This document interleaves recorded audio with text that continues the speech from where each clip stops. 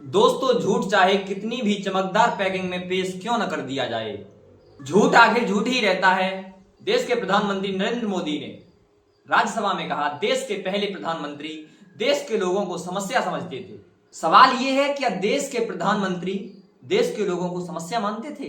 क्या ये सच है, या फिर ये भी एक ऐसा ही बयान है जो बिना संदर्भ के उछाल दिया गया? अगर हम इतिहास को गंभीरता से देखें तो नेहरू के भाषणों का संग्रह द नेहरू आर्काइव एक अलग ही तस्वीर दिखाता है। 16 जनवरी 1957 को नेहरू ने कोलकाता में दिए हुए भाषण में अंग्रेज पत्रकार का जिक्र किया। पत्रकार ने भाषण में पूछा, भारत में सबसे बड़ी समस्या क्या है? नेहरू का जवाब था, भारत में करोड़ों समस्याएं हैं। हर पुरुष और हर स्त्री एक समस्या है, क्योंकि भारत के हर पुरुष और स्त्री की मेरी जिम्मेदारी है। उनका आशय स्पष्ट था कि हर नागरिक की चिंता करना, उनकी जरूरतों का समाधान करना सरकार का कर्तव्य है। उन्होंने ये भी कहा, हमारे देश में दो तरह की समस्याएं हैं।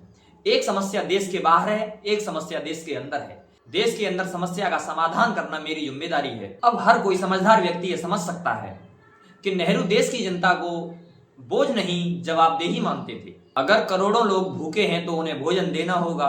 अगर करोड़ों लोग अशिक्षित हैं तो उन्हें शिक्षा देनी होगी। अगर करोड़ों लोग बीमार हैं तो उनकी दवा का इंतजाम करना होगा। जब तक समस्या को समस्या नहीं माना जाएगा तो समाधान कैसे निकलेगा? नेहरू ने बढ़ती जनसंख्या को लेकर भी गहरी चिंता जताई, क्योंकि नव स्वतंत्र देश के लिए ये एक गहरी चुनौती थी। लेकिन इस बात को तोड़ मरोड़ कर कहा जाए कि नेहरू लोगों को समस्या मानते थे, ये सच्चाई के साथ सरासर बेईमानी है। नेहरू को समझना आसान नहीं है। आजादी के बाद देश को नेहरू जी को खड़ा करना था और उसे नई दिशा देनी थी। उन्होंने कभी अतीत का रोना नहीं रोया, ना ही ऊंचे ऊंचे नारे लगाए, ना ही लंबी लंबी बातें फेंकी।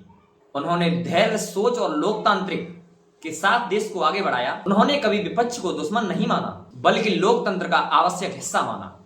उनका मानना था कि सत्ता पक्ष और विपक्ष दोनों ही मिलकर देश को आगे ले जा सकते हैं। ये वही नेहरू थे जिनकी मरने के बाद अस्थियों को गंगा जल में ही नहीं बल्कि देश की मिट्टी में भी विसर्जन किया गया, ताकि वे हमेशा भारत की आत्मा का हिस्सा बने रहें।